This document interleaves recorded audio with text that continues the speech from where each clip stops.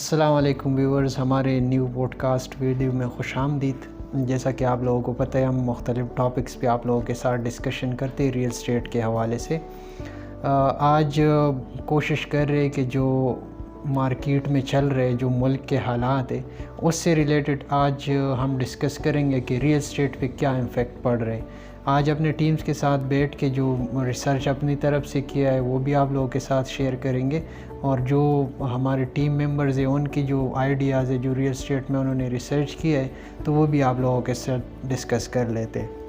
السلام علیکم عزیر، بلال، کیا حال ہے؟ ٹھیک ہے؟ عید اچھی سی گزر گئی کیونکہ یہ عید کے بعد ہماری پہلی ویڈیو ہے، آج سٹارٹنگ بھی تھی تو سوچا کہ آپ لوگوں کے ساتھ بیٹھ کے تھوڑی سی ڈسکشن کریں ریئل اسٹیٹ پہ۔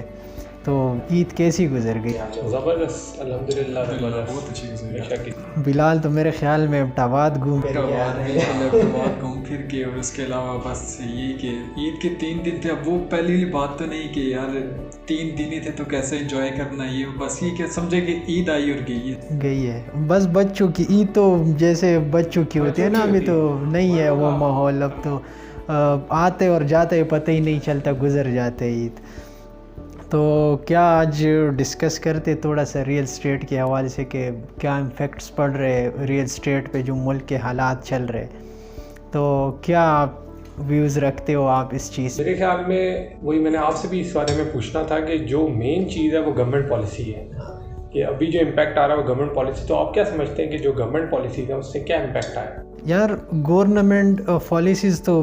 آپ دیکھتے ڈفرینٹ گورنمنٹس آتے ہیں، وہ اپنے پالیسیز سامنے رکھتے، اور بہت سارے نے اپنے وہ چیزیں امپلیمنٹ کرنے کی کوشش بھی کی کہ ہم ایک چیز جو ہے نا ریئل اسٹیٹ میں امپلیمنٹ کریں۔ جیسے پہلے ہم اسٹیمپ ڈیوٹی دیکھتے تھے، ٹھیک ہے، وہ 5% دینا پڑتا تھا، 2-2.5 سال پہلے اس چیز کو ریوائز کر دیا انہوں نے، اب 1% پہ لے کے، اس کی وجہ سے مارکیٹ میں بوم آیا اور ریئل اسٹیٹ اور کنسٹرکشن کی طرف لوگوں کی بہت زیادہ رجحان گئی اور لوگ اس چیز میں انٹرسٹ لے رہے تھے، کیونکہ ظاہر ہے لوگوں کو پراپرٹی ملتا تھا، گورنمنٹ کو اتنی ٹیکسیشن نہیں دینی پڑتی تھی۔ لیکن ابھی جو پالیسی آئی تھی 2022 کا جو بجٹ انہوں نے پیش کر دیا،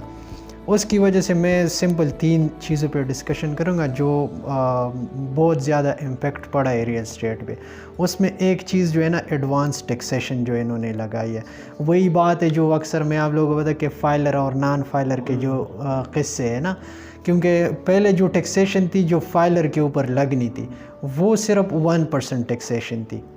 اور جو 9 فائلر تھی اس نے 2% ٹیکسیشن بائی سیلنگ جو ہر سال ایک بندے کو اپنے پراپرٹی پہ دینے پڑتے تھے۔ لیکن ابھی جو یہ والا بجٹ پاس ہو گیا، اس میں انہوں نے یہ کیا کہ جو فائلر کے اوپر جو ٹیکسیشن لگنی ہے وہ 2% رکھ دی، اور جو نان فائلر کے وہ بڑھا کے 5% پہ رکھ دی،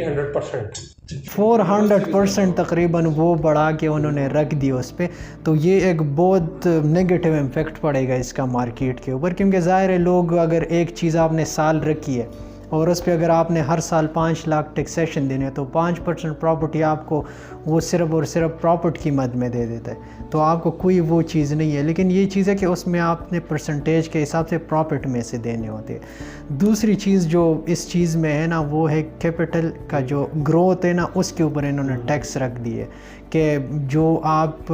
چیز، یہ ٹیکس تب آپ نے دینی ہوتی ہے جب آپ ایک چیز سیل آؤٹ کرتے، ٹھیک ہے، اور یہ ڈیفینڈ کرتے ہے کہ کتنے ڈیوریشن کے لیے آپ نے ایک چیز ہولڈ کی ہوئی ہے، ٹھیک ہے۔ فار ایگزامپل پہلے ڈیوریشن تھا کہ 4 سال تک اپنے کیپٹل گروتھ جو ٹیکسیشن ہے وہ آپ نے دینی ہے، لیکن انہوں نے یہ ڈیوریشن بڑھا کے 6 سال پہ رکھ دی ہے، ٹھیک ہے، 6 سال پہ بڑھا کے، اور یہ آپ نے پراپرٹ میں سے دینے،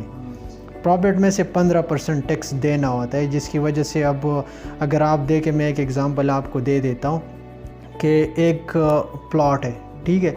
وہ آپ نے اگر 12 مہینے تک اسے رکھ دیا ہے، ٹھیک ہے، 12 مہینے سے پہلے آپ اگر اس کو سیل آؤٹ کرتے تو پراپرٹ میں سے 15% ٹیکس آپ نے گورنمنٹ کو دینی ہوتی ہے۔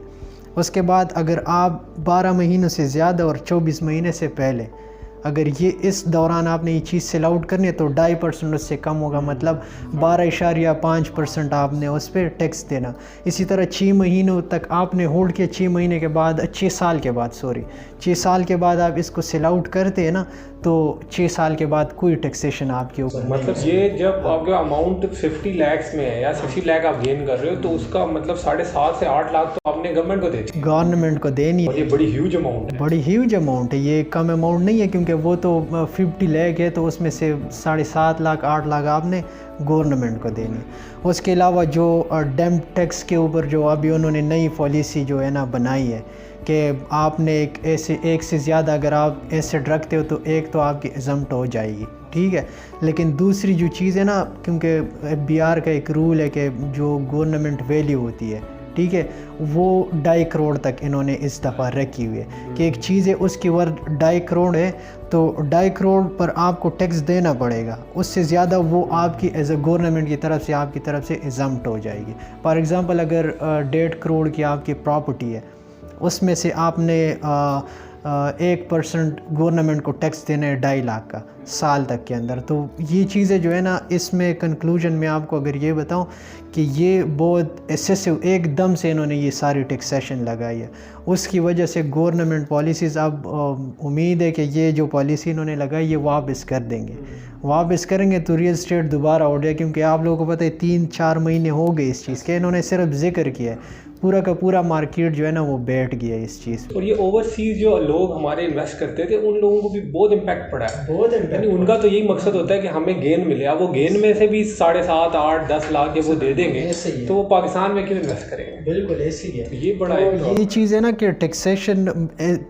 ٹیکسیشن رکھ کے ہر چیز میں ٹیکسیشن تو ہونا چاہیے، جب آپ ایک ملک میں رہتے ہو وہاں تو آپ نے ٹیکس پے کرنا ہوتا ہے، لیکن ایک دم سے آپ ایک چیز میں ایکسیسو ٹیکسیشن رکھو تو یہ مارکیٹ پہ بہت اثر پڑتا ہے اس چیز کا، اور اس میں آپ کو ایک چیز بتاؤں، ان امپلائمنٹ بھی بہت زیادہ ہو جائے گی، ٹھیک ہے، کیونکہ اب فار ایگزامپل ہم کام کر رہے، ٹھیک ہے، بائی سیلنگ کم ہوگی، اس کی وجہ سے بائی سیلنگ جب ایک چیز میں کم ہو جائے گی تو ہمارا کام اس طرح کا نہیں چلے گا جو پہلے چل رہا ہوگا، تو اس وجہ سے کیا ہوگا کہ ہم اتنا افورڈ ہی نہیں کر سکتے کہ اسٹاف افورڈ نہیں کر سکیں گے، ظاہر ہے ہم نے ختم کرنا ہوگا اسٹاف۔ اسی طرح کنسٹرکشن میں آپ دیکھیں، اس میں بھی اگر بلڈرز ہو گھر بنا رہا اور بیچ رہا ہو، ٹھیک ہے، تو اس کو بھی بہت زیادہ افیکٹ پڑتا ہے ان چیزوں سے، تو گورنمنٹ جو ہے نا اس چیز پہ میرے خیال میں وہ نظر ثانی کرے گی کہ اتنا وہ ایکسیسو چیزیں نہیں ایڈ کرنی چاہیے۔ میرے خیال میں جو ٹیکس جو ریزن سب سے بڑا ہے نا وہ یہ کہ آپ دیکھیں 2.5 سال ایک حکومت آتی ہے، 1 سال کی انسٹیبلٹی کا، بالکل پالیسیز کا پتہ نہیں چلتا نا، ایک بندہ ایک طرح کی پالیسیز بناتا ہے، دوسرا دوسری طرح۔ اب جو پچھلی گورنمنٹ تھی انہوں نے سب سے زیادہ فوکسڈ کس کے کنسٹرکشن کرو، کوئی پوچھے گا ہی نہیں، نہ BR پوچھے گا، نہ جتنی آپ کے پاس اماؤنٹ ہے وہ کنسٹرکشن میں لگاؤ۔ اس کی وجہ سے کیا ہوا، کمپنیز آسانی سے جو ہے نا وہ کام کر رہی تھی، ان امپلائمنٹ کم ہو رہی تھی اس چیز سے، لیکن ابھی جو ہے نا ایک دم سے وہ چیز الٹا ہو گیا، جو لوگ امپلائی ہوئے وہ بھی ان امپلائمنٹ کی طرف جا رہے اس چیز میں، اور یہ ریئل اسٹیٹ اور یہ کنسٹرکشن یہ تو آپ کی آدھی ملک اس چیز پہ چلتی ہے، ٹھیک ہے، کیونکہ سب سے زیادہ جو ورتھ فل چیز ہے وہ یہی ایسٹ، جو آپ کا لینڈ ہے، جو آپ کی کنسٹرکشن ہے، یہی سب سے زیادہ۔ دوسرا یہ کہ جو ریئل اسٹیٹ کا جو سیکٹر ہے نا، باقی جتنے بھی آپ سیکٹرز کر لیں، انڈسٹریل کر لیں یا کنسٹرکشن سیکٹر کر لیں، وہ کسی نہ کسی طرح سے ریئل اسٹیٹ کے ساتھ لازمی لنک ہوتے ہیں۔ مطلب یہ کہ اگر کوئی نئی سوسائٹی آپ بات کر لیں، کوئی بننے جا رہی ہے تو سب سے پہلے تو وہاں پر ریئل اسٹیٹ ایجنٹس آئیں گے، اس کے بعد جو سب سے مین چیز ہوتی ہے اس کی ڈیولپمنٹ سٹارٹ ہو جاتی ہے، اس کے لیے کنسٹرکشن سیکٹر آتا ہے۔ مطلب یہ کہ جو فی الحال ریئل اسٹیٹ کی طرف گورنمنٹ کی نظر بھی سب سے زیادہ اسی پہ آ رہی ہے فی الحال، کیونکہ یہ چیز گرو کرے گی، یہیں سے ان کو ٹیکس وغیرہ ملیں گے، اور جو باقی جو پرائسز وغیرہ انکریز ہو رہی ہیں، جو بھی آ رہی ہے انفلیشن آ رہے ہیں، تو انہوں نے یہاں پہ مارجن رکھنا ہے، یہاں پہ مارجن، کیونکہ دیکھو آپ کہیں پہ بھی رہو، غریب ہو امیر ہو، جو نارمل آپ کی کمیونٹی ہو، طبقہ ہو، ملک کا، سارے ریئل اسٹیٹ سے لنک ہوتے ہیں۔ کسی نے پراپرٹی لینی ہوتی ہے، کسی نے دینی ہوتی ہے، کسی نے رینٹ پہ رہنا ہوتا ہے، تو یہ سارے لوگ جتنی بھی کمیونٹی وہ ریئل اسٹیٹ سے अटैच। एक रिसर्च में पढ़ा था, उसमें ये कह रहे थे कि एक पर्सन का जितना भी ऑलमोस्ट कैपिटल होता है उसका 60 to 70% किसी ना किसी तरीके से रियल स्टेट में लाजमी होता है, चाहे उसका घर हो, चाहे कोई प्लॉट हो, या कोई भी उसकी प्रॉपर्टी हो, 60 to 70% उसका रियल स्टेट में आ रहा हो। बिल्कुल ऐसे ही है रियल स्टेट। और ये मैं नहीं बता रहा कि बस रियल स्टेट है तो रियल स्टेट ही है, नेगेटिव इम्फेक्ट्स भी बहुत सारी चीज़ों में होती रहती है। इसकी भी बहुत सारे वजूहात है लोगों के, जो आप डिफरेंट तरीके से देखें लोगों के साथ क्या होता है मार्केट में। लोग कहते हैं कि रियल स्टेट अगर आप पहले तो समझे कि डीलर है वो दूर भागता था, ठीक है। अब लोगों ने कोशिश कर रहे हैं कि अपना नाम चेंज करें। अब ज़्यादातर सुनने में लोग जिससे आप पूछोगे तो रियल स्टेट कंसल्टेंट हो में, क्योंकि वो डीलर का लफ्ज़ उसने उतना बदनाम किया है कि क्योंकि लोगों के साथ वो करते रहते हैं ना, इस तरह मार्केट में परसेप्शन भी है, लोगों के माइंड में भी है, तो वो उन चीज़ों को मार्केट ने बहुत गंदा किया है। बाकी एक और जो फैक्टर है मेन, उसके बारे में भी डिस्कस करते हैं, जो हमारे महंगाई है। आप देखें, मैं तो मुझे याद पड़ रहा है कि अभी 3 महीने पहले मैं जब FWO में था तो हाफ महंगाई थी, और इन 3 से 4 मंथ्स के दरमियान आप देखें पेट्रोल डबल, सरिये की कीमत जो पहले थी वो 1,30,000 पर टन चल रही थी, अब वही 260 हो गई है, 230 तक पहुंच गई है ऑलमोस्ट। तो इसकी वजह से एक तो कंस्ट्रक्शन पे भी इफेक्ट है, लाजमी से जब कंस्ट्रक्शन पे इफेक्ट आएगा तो रियल एस्टेट ने वैसे ही डाउन होना है। लोग अब जो 1 करोड़ रुपए वो भी अपनी जिस जेब में 1 करोड़ है वो भी घर नहीं बना सकते। तो ये जिसका पहले बजट 1 करोड़ था तो अब तो 1 करोड़ 30 लाख से कम उसको प्रॉपर्टी मिलेगी। ऐसी है, क्योंकि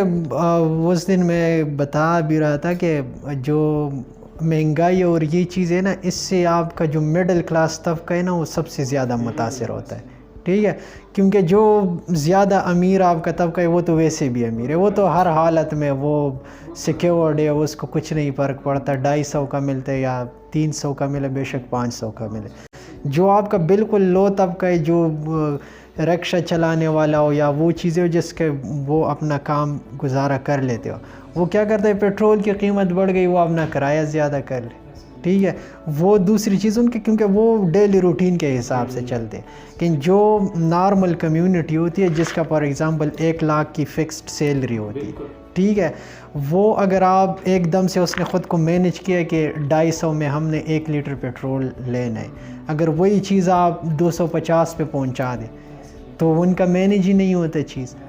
तो ये है कि इस चीज़ से जो है ना वो ज़्यादा जो तबका मुतासिर होता है ना, वो आपका मिडिल क्लास का जो तबका है वो ज़्यादा मुतासिर होता है। तो ये चीज़ें अलावा एक और जो आपने बात की कि रियल एस्टेट कंसल्टेंट और डीलर ने काफ़ी इस इंडस्ट्री को, वो तो वैसे हम जनरली भी देखें, आप गुलबर्ग की मेन एंट्रेंस से बिजनेस केयर तक देखें, आप काउंट नहीं कर सकेंगे कितने डीलर्स हज़ार बहुत ज़्यादा है। लेकिन बात वही ना कि जब डीलर्स और रियल कंसल्टेंट में बात आती है ना, तो ये डिफरेंस रह जाता है कि एक डीलर से एक दफ़ा आप डील करवाते हैं, उसके बाद ना डीलर का क्लाइंट को पता होता है ना क्लाइंट को डीलर को पता होता है। लेकिन मज़ा उस वक्त आता है कि जब एक क्लाइंट के साथ आप काम करें, आपने जो उसकी इन्वेस्टमेंट करवाई है, आपको उसकी पूरी रिसर्च हो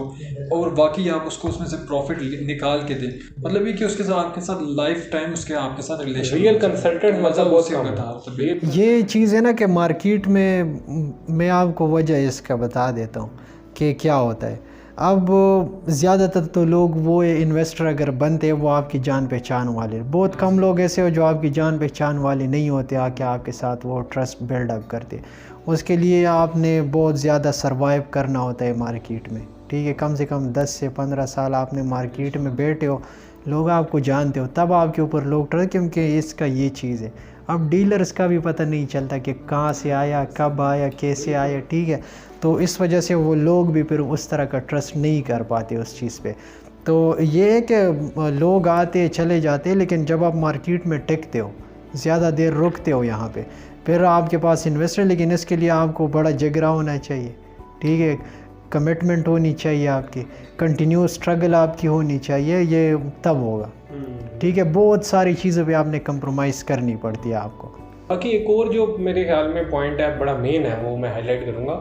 कि जिसकी वजह से लोग इस फील्ड से काफ़ी दूर जा रहे हैं, इनसे डर रहे हैं कंसल्टेंट से, वो स्कैम जो चला हुआ है। बिल्कुल ऐसे ही अक्सर मैं देख रहा हूँ कि आजकल लोगों ने बड़े बड़े बैनर लगाए हुए हैं, अपना आपको मार्केट कर रहे हैं और